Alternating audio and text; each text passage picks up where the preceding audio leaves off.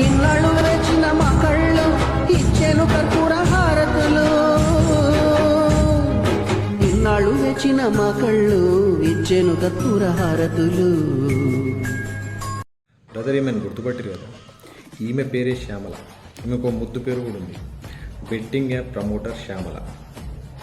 వాడోడు వచ్చి చేతిలో ఆరతి పెట్టుకొని ఇట్లా అని తిప్పుతున్నాడు. ఆమె దేవతలాగా. ఆమె రియాక్షన్ చూస్తే నాకు చాలా నవ్వు వచ్చింది నాకు.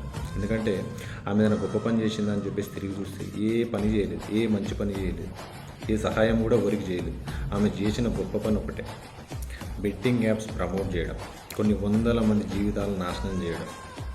అంతేకాకుండా ఏపీలో ఏ చిన్న ఇష్యూ అయినా, గవర్నమెంట్కి సంబంధం లేని ఇష్యూస్ ఏ ఉన్నా సరే దాన్ని గవర్నమెంట్ మీద రుద్ది, ఎస్పెషల్గా పవన్ కళ్యాణ్ గారిని టార్గెట్ చేస్తూ మాట్లాడుతుంటారు.